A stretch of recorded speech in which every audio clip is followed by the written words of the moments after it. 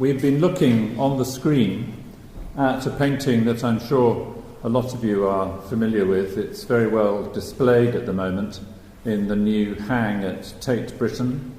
So you can see it from a long way away, which is rather appropriate actually, because the first time it was ever exhibited, people could see it way down the King's Road in Chelsea. How strange is that? The reason is that the young David Bomberg, and I'm talking about a very young man who'd only just left the Slade School of Art, he was in his early 20s, he was given his first solo show at a gallery in the King's Road in Chelsea called the Chenil Gallery, and for some reason which he never explained, but for some reason he decided to put his latest and greatest painting, which we're looking at, the Mud Bath, he decided to put that not in the gallery itself, but out on the street, and he put Union Jack flags all the way round the frame of the picture. So it was hanging there rather like a sign for a pub or an inn or something. And he said that the horses drawing the vehicles that used to still go along the King's Road at that time would shy when they came to the mud bath. It gave them a shock each time they came along the road, which is not altogether surprising because it is a very explosive painting, isn't it? And the fascinating thing is that it was done before the First World War. We don't know exactly when, but probably in the early months of 1914. And so it was painted by somebody who had no idea that the First World War was going to erupt later that year. And he called it the Mud Bath because he was very familiar with Shevzik's steam baths, which were a wonderful place that he used to go to growing up as a Jewish young man in the East End of London, with Polish parents who'd come over from Poland to live very awkwardly, uncomfortably, and without much income in this country.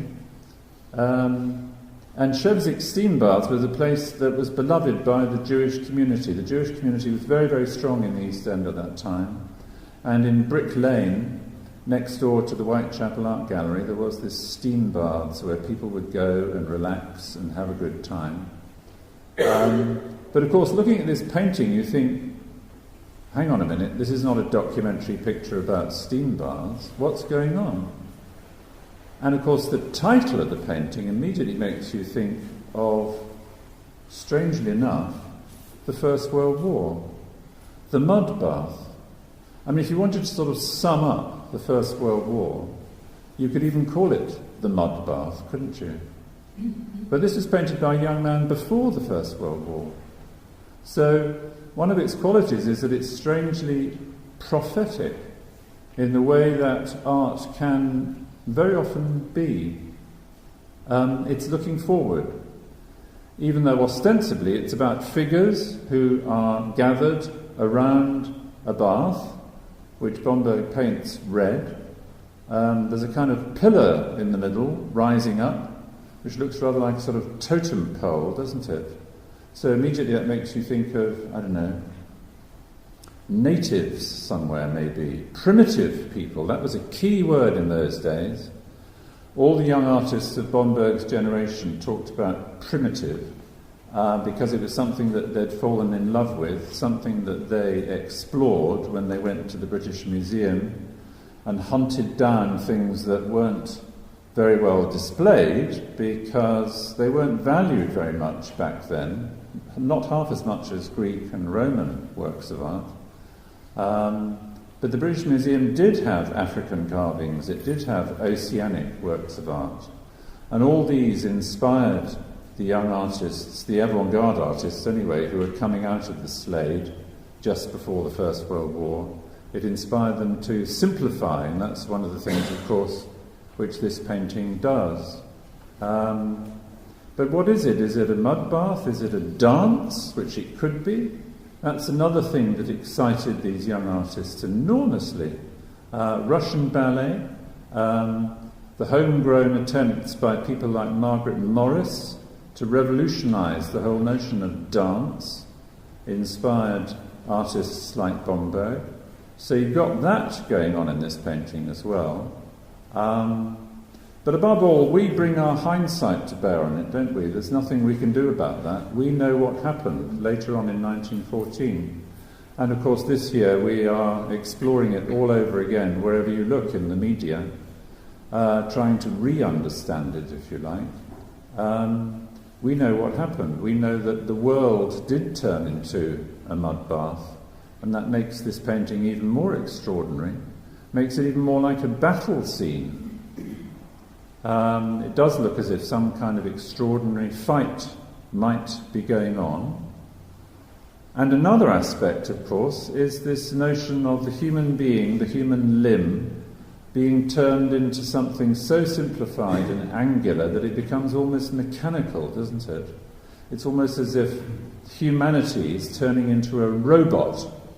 And that's something that we'll return to later on this evening as well. But again, it's very, very prophetic, isn't it?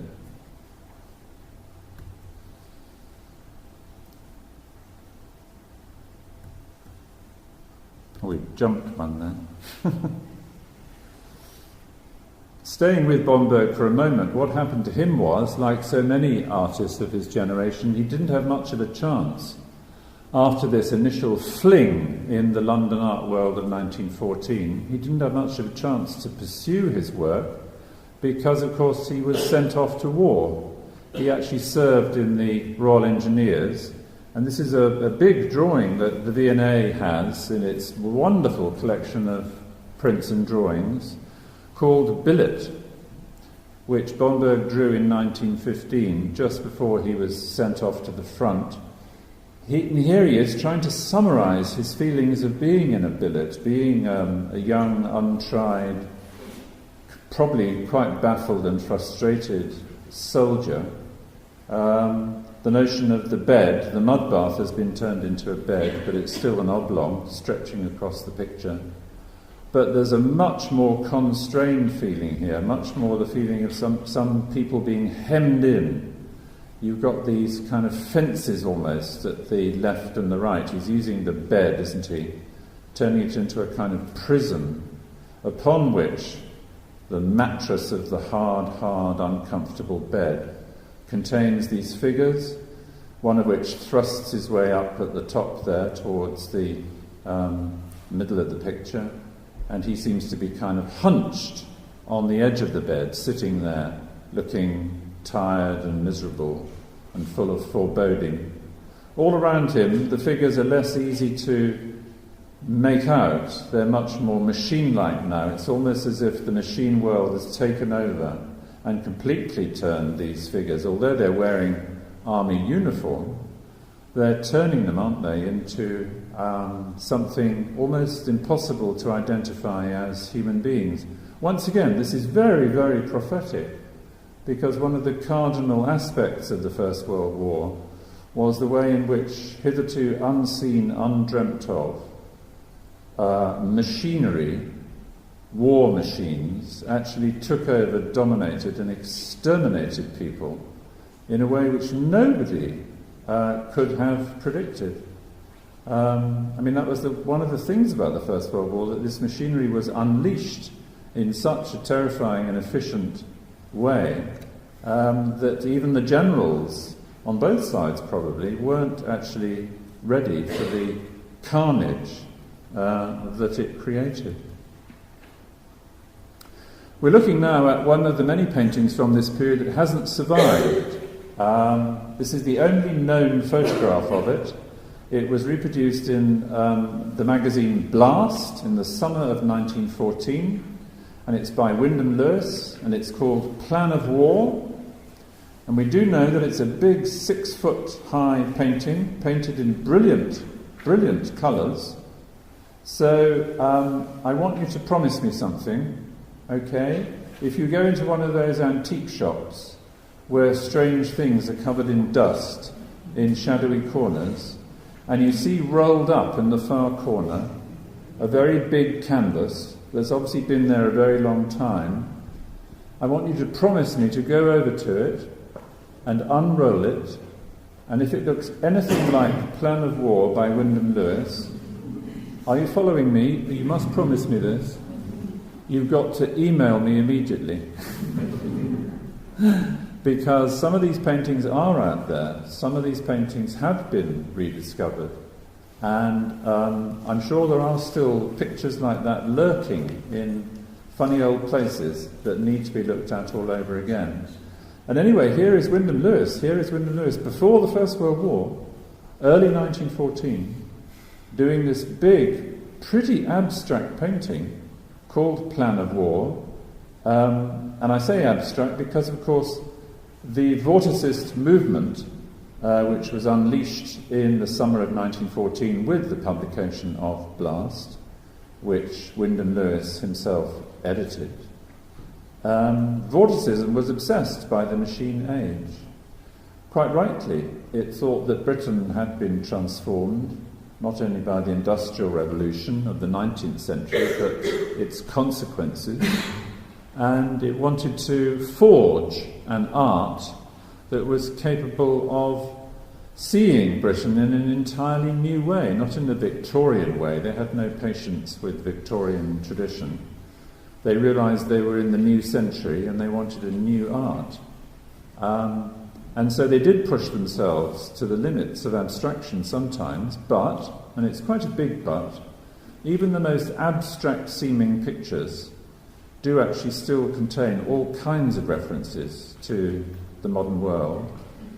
And Lewis calls it Plan of War, and it's quite easy, isn't it, to regard it perhaps as an aerial view almost. We almost seem to be looking down on the battlefield with these massed ranks of maybe opposing forces getting ready to attack each other. And here's a painting by Wyndham Lewis, painted a little bit later in 1915, which does survive. It's on display at Tate Britain, and it's called Workshop. It's called The Crowd. And it's called The Crowd because it's very much bound up with a short story which Wyndham Lewis himself wrote, because he was a fiction writer as well as an artist. He wrote quite a few novels during his long and prolific career. And if you read Blast magazine, you will find there a short story by Lewis called The Crowd Master. And it's a very vivid story, well worth reading, about the extraordinary atmosphere in London, in the centre of the city, at the moment when the First World War was declared. And it's something quite clearly that Lewis himself witnessed, and he describes very vividly how people, almost sort of automatically and by instinct, as the news got around about the declaration of the First World War, people started to converge on the centre of London, particularly around Trafalgar Square, where huge crowds gathered, almost as if they were forming a kind of civilian army of their own. I mean, a lot of it was to do with wanting to find out what on earth was going on, of course, as well, needing to know more. And Lewis expresses this in the painting by showing us these tiny figures, a lot of them, especially at the top and in the middle of the painting. They're minute. One of them leaps out with a kind of red flag. Can you see it right in the middle of the picture? But most of them seem very diminished by these enormous bands. They're like sort of bars of metal, aren't they, stretching across the picture one way or the other. There are some larger figures towards the bottom of the picture, some of whom look rather like Epstein's rock drill, which we will see later on this evening. And above them there is a single word actually written into the painting, but it's frustrating. I don't know whether you can read it, but it says ENCL, possibly O. So you immediately think of the word enclosed or enclosure, and that to me is the sort of reigning mood of the painting. It's almost as if these figures, although they're gathered there are crowds of them, they're full of life, they seem to be dominated by these rather ominous, rather sinister forms that seem to be controlling them. And that, of course, is another aspect of the First World War. That's really what happened to so many soldiers and civilians alike. Lewis was a master draftsman, and here's another drawing from the collection in the V&A Museum. They are very lucky. They were given a bequest of some of Lewis's most masterly early drawings, and it includes this one called Combat Number 2. And it's fascinating because these three sets of figures are locked together in combat, of course. They're fighting each other, and yet it's quite a big "and yet," isn't it? There's something almost ambiguous about the way in which they are locked together, particularly the group on the far left there. They almost seem to be merging with each other. They almost seem to be embracing. There's something almost loving about this war thing. And Lewis is saying something because Lewis was not a militant. He didn't like the outbreak of war at all. That was one of the reasons why he was so different from the Italian futurists, because they actually were very belligerent indeed. They said in one of their manifestos that war was the only health giver, which is a very, very strange idea for us to comprehend nowadays, but they really did believe that, and a lot of people did. They thought that the modern world would be purged and purified by war, and the world would come out of it the better for it. But Lewis, right from the word go, this is before really the war starts, he's showing these figures locked in a very, very strange kind of combat indeed, and again, pretty much turning into robots. These are some of the earliest images of robots in Western art, in fact. There were only 2 issues of Blast magazine, because as you might imagine, it too was blasted by the much greater blast of the First World War itself. So this is the second issue. This is the cover of it, called War Number, July 1915. Lewis just managed to get it out before he too was called away to the front line and served in France. And one of his own drawings is reproduced on the cover. He calls it Antwerp, really to kind of signify how important the invasion of Belgium was at the beginning of the First World War, and how much that counted in terms of persuading nations that might otherwise have been reluctant to push themselves into this ghastly combat. It persuaded them to do so because the invasion of Belgium was such an appalling thing. Back at home, other young artists who'd graduated from the Slade at the same time as David Bombo were also making a rather different kind of impact. Outstanding among them is C.R.W. Nevinson, as he called himself. His name was actually Christopher Richard, but he called himself always C.R.W. And his father, Henry Nevinson, was a star journalist who was very, very well known in those days.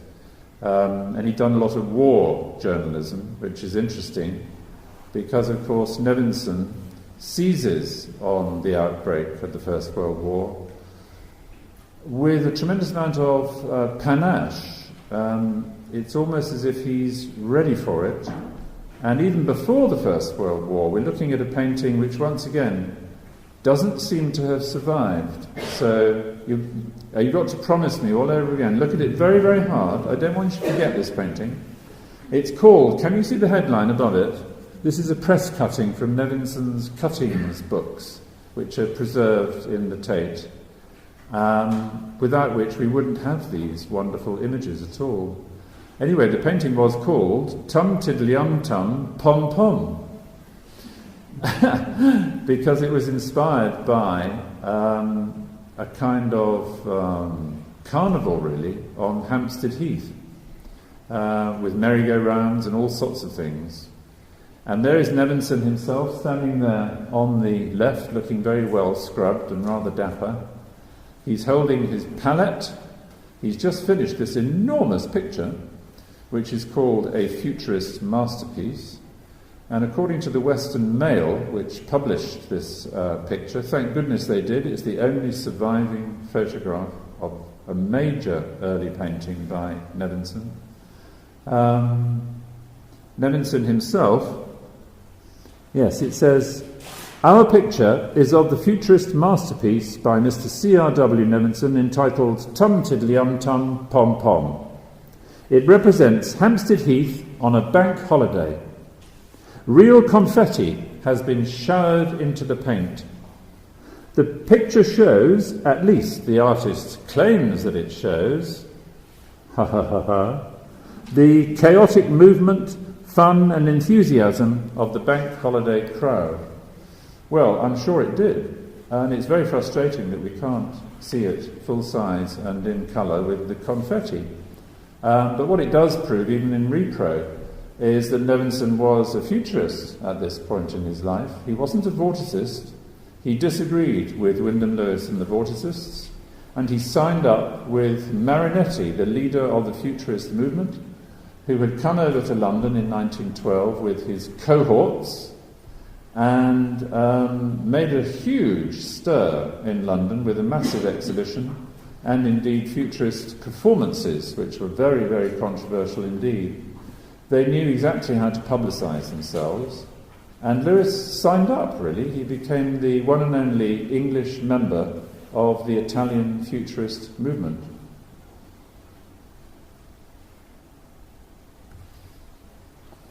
And he blossomed, actually, as an artist. Here's a very vigorous drawing. Again, we don't know where it is. This is a reproduction. It's called The Strand. And it's very much to do with the beginning of the First World War. "Keep smiling," says one of the adverts on the bus going past.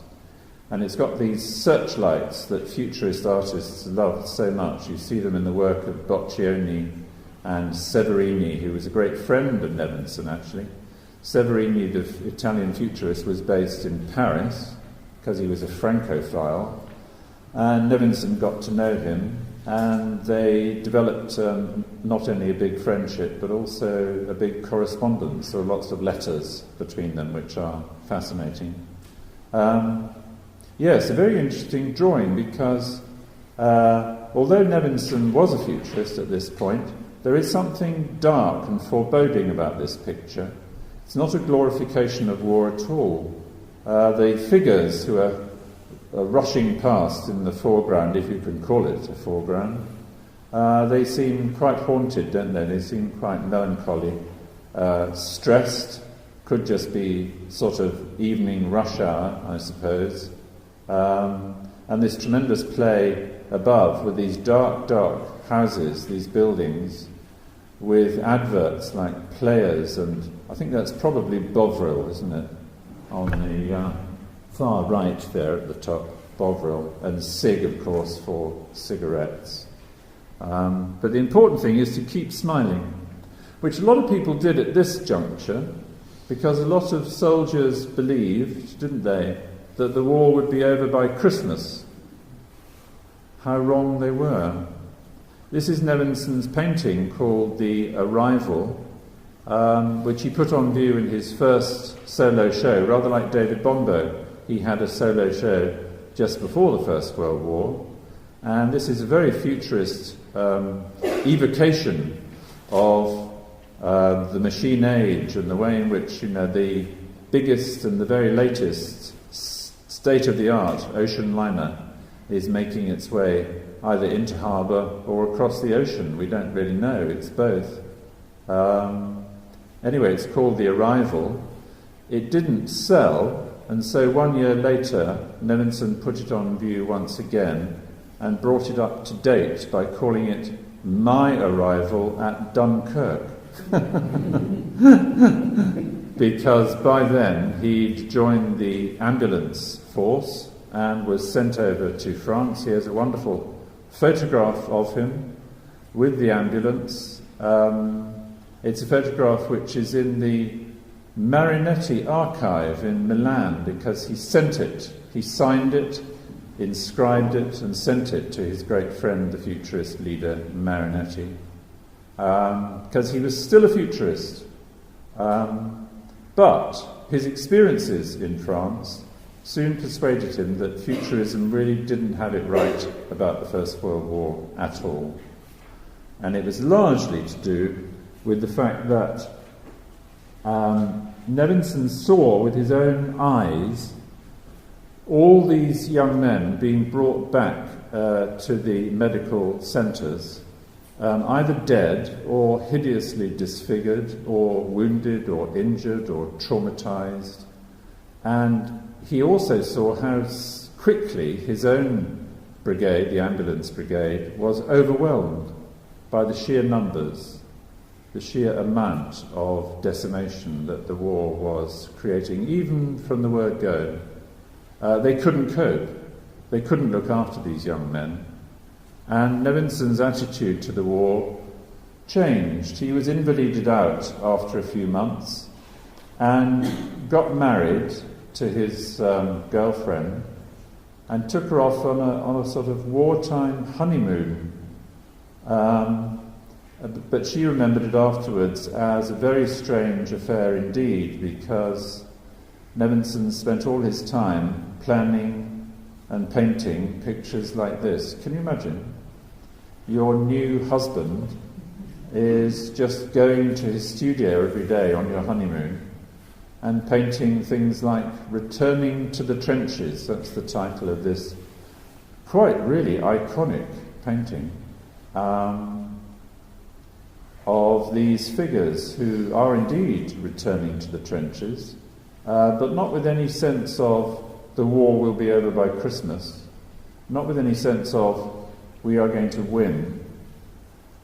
Even at this early stage in the war, and I stress this because Nevinson is one of the first artists to actually do paintings from first-hand experience of the combat, even at this stage, he is actually understanding, isn't he, the essential character of this war. The fact that the young soldiers are caught up in this really quite terrifying, sombre, muddy, grinding, mechanistic trap. They all seem to be trapped. There's a tremendous emphasis on their baggage, their equipment, their weapons. You can hardly see their faces at all. They seem to be taken over by this momentum of the war that's driving them through the picture in a very remorseless way. And here's a painting that we all know very well from the Tate collection. It entered the Tate quite early, actually. Later on in the First World War, in fact, it was given to the Tate. And it's called La Mitrailleuse. And by this stage, Nevinson had actually renounced his membership of the futurist movement. He said, I no longer believe in what you futurists think the war is about. I don't think it's about that at all. And even here, when he's painting the machine gunner, and the machine gun, of course, was one of the most devastating inventions of the First World War, even here he doesn't present somebody who is just omnipotent and mowing people down. I mean, this machine gunner may well be mowing people down, but he himself is trapped, isn't he? He himself is boxed in a sort of shadowy, trench-like interior, barbed wire very, very visible above him, and beside him a man in a helmet who is shouting out almost at us. He almost seems to be shouting at us.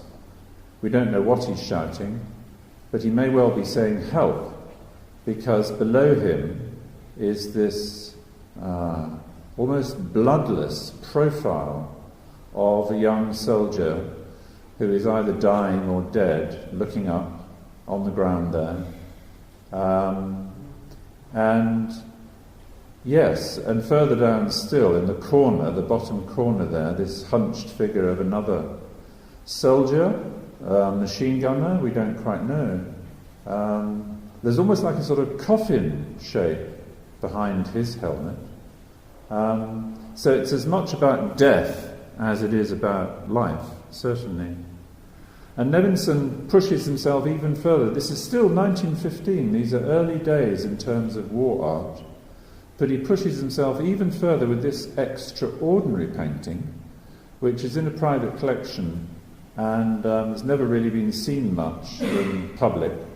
I know it to my own cost, because when I organised the Bitter Truth exhibition in the early 1990s, I pleaded with the owner to let him lend it to the show, and he wouldn't for some reason.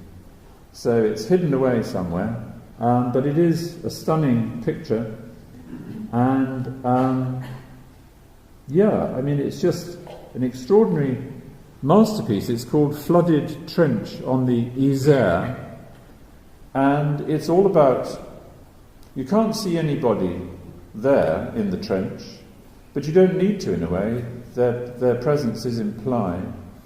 Or maybe Nevinson is even saying there's nobody left. Everybody has died. Because the picture is dominated, isn't it, by this sky, this extraordinary, almost sort of metallic sky. And the rain is coming out of it like swords or bayonets, things that pierce. They don't just fall on the ground, they pierce the ground, they pierce the water. And the whole of the landscape is covered in this water that's flooding the trenches. It's a most devastating picture. And it sums up all our feelings about how on earth could people survive, let alone the bullets, let alone the explosions, the bombs, the gas. How could they actually survive, especially in the winter? This is very much a wintry sort of picture, isn't it? How could they keep themselves warm? How could anybody live in such conditions? I'm returning now to Nevinson's Cuttings book, because it is fascinating the way in which he, more than anybody else really, got hold of the media during the First World War. When he started exhibiting these First World War pictures in London, and it's partly because, of course, his father, Henry, knew so many journalists and knew exactly who to contact.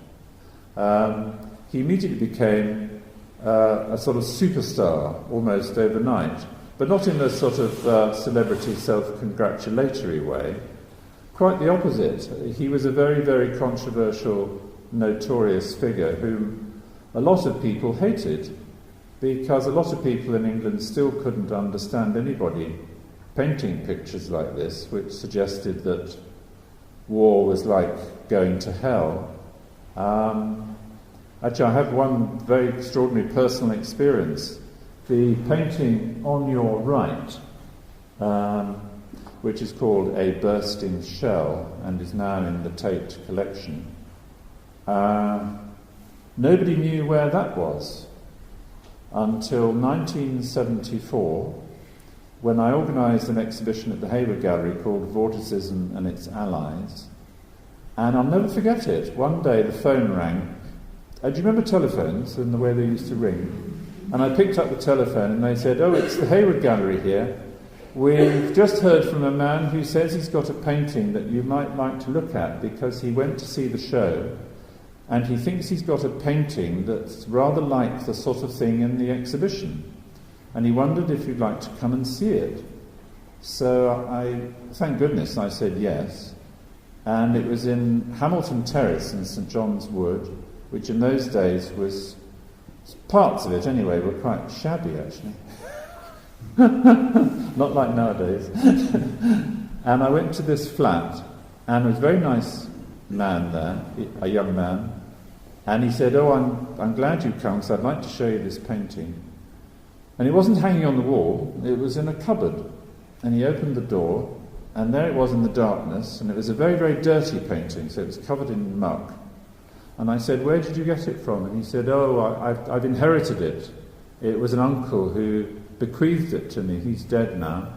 And it hasn't got a name on it. I don't know anything about it, but it reminded me when I came to see the Vortices show. So I wonder what you think it is. And luckily, I had recently seen it in Nevinson's Cuttings book in the Tate Gallery library.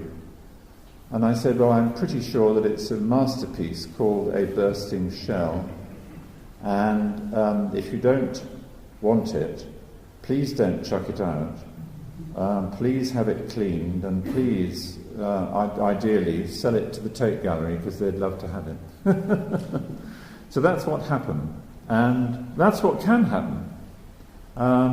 As I've said already, some of these pictures, too many of them, are still out there somewhere. Yes, here's an example from Nevinson's Cuttings book of the fuss that the media made. Will these pictures help the Germans? These were the kind of headlines that were put above Nevinson's pictures. Uncensored. So they created a lot of anger.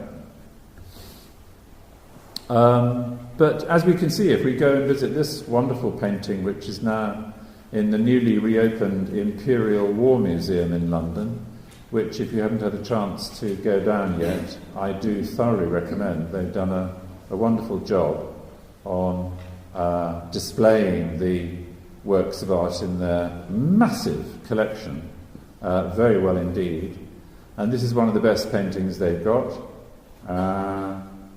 It's the most extraordinary picture, really, because all it shows is soldiers who are resting, troops resting, and they're tired, and they're on this sort of long march, aren't they, along the path.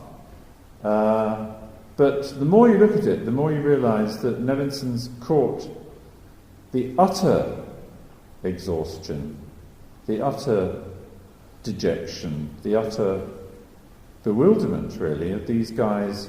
I'm talking now 1916, we're halfway through the First World War, and a lot of the most ghastly carnage occurred in 1916. So much so that the people who survived, they must have been in a state of utter shock to see so many of their mates just mowed down in such unimaginable numbers. I can't imagine what it was like for them. I'm sure you can't either. And one of the great factors in the First World War, isn't it, is the mental factor.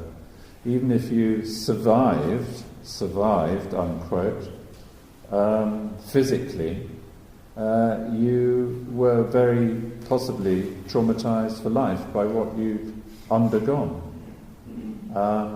So Nevinson's, I think, dealing with all this in a superbly composed picture. Wonderful use of the sky as well as the wet pathway.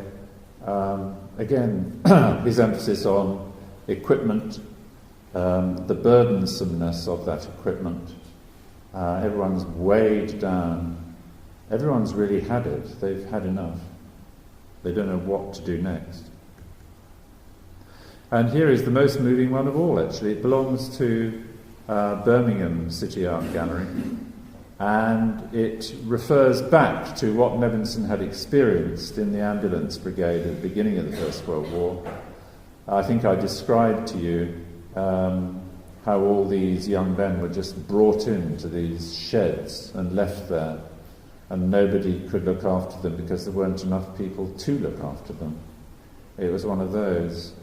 If you're interested in learning more about that, Nevinson did actually write a very, very well-composed autobiography called Paint and Prejudice, which is well worth reading.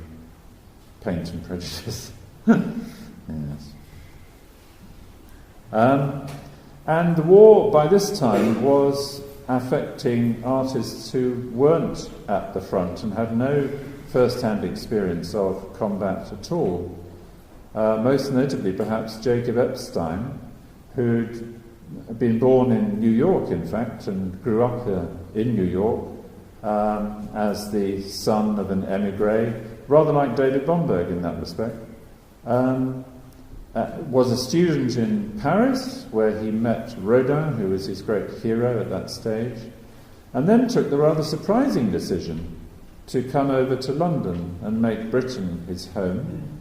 But we're very glad that he did, because he revolutionised modern sculpture in Britain, above all with this extraordinary piece, which he started before the First World War.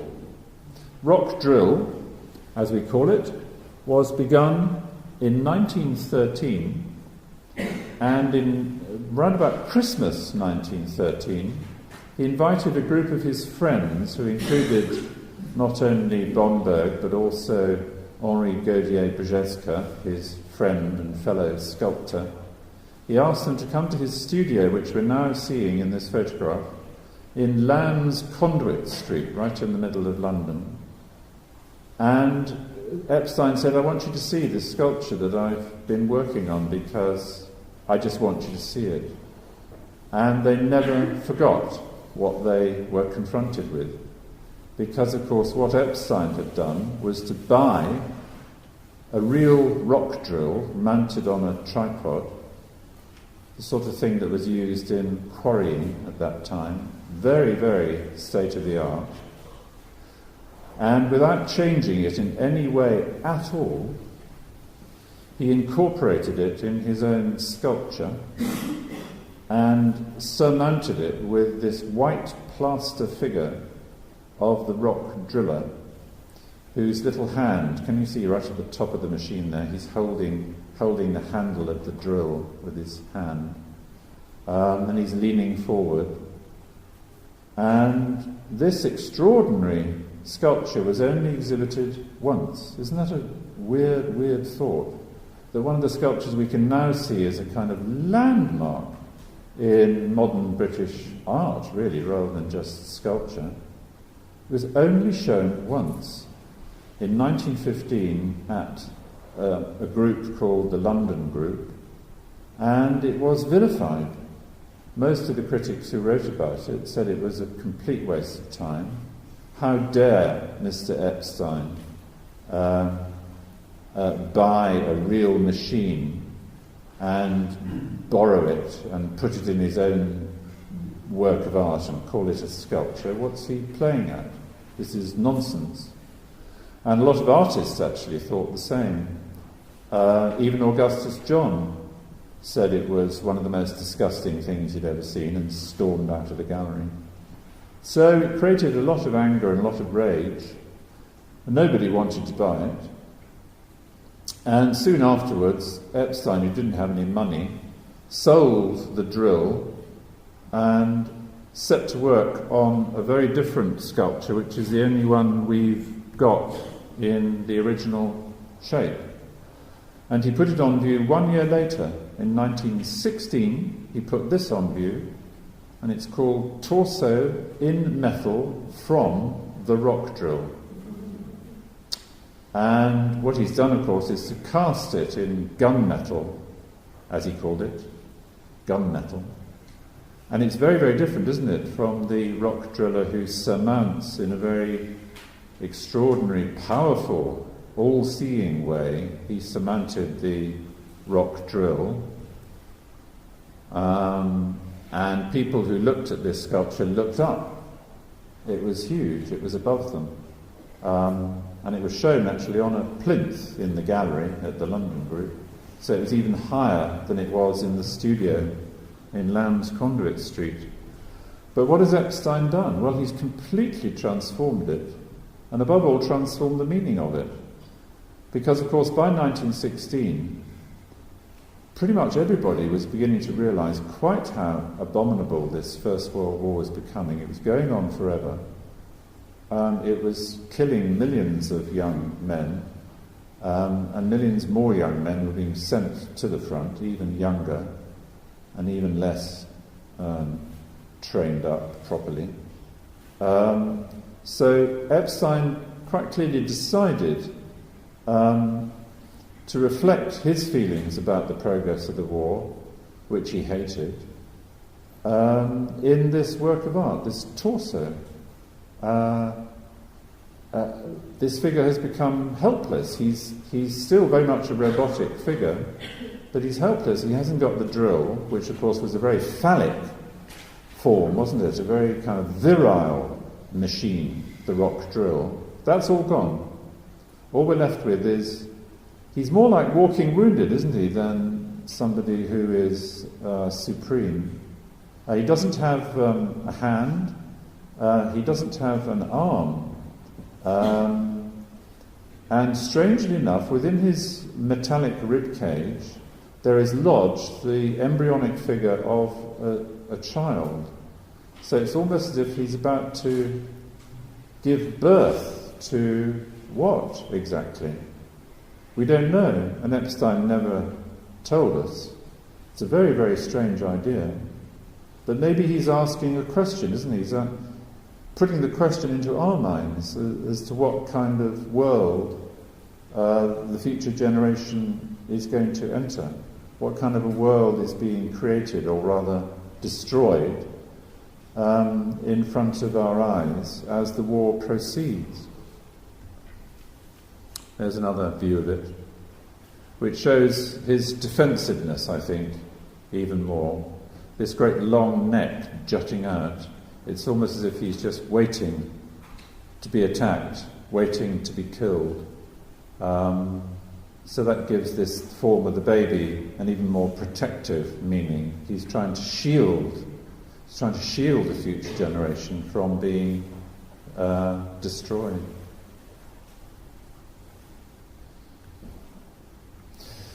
And there was another artist in London who also didn't go off to the war, in his case because he was a pacifist, and that was Mark Gertler, who had a studio up in Hampstead, and he, rather like Nevinson, do you remember that Nevinson painting I showed you called Tum Tiddly Tum Pom Pom?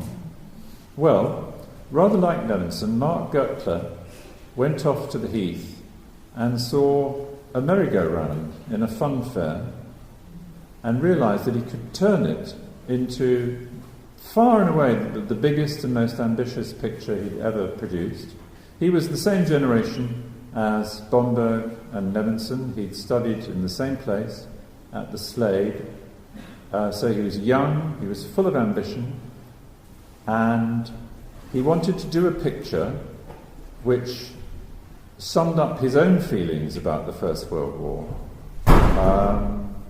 And these figures who are riding round on these horses, they've been turned into marionettes almost.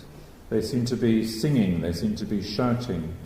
What are they doing there? We don't know.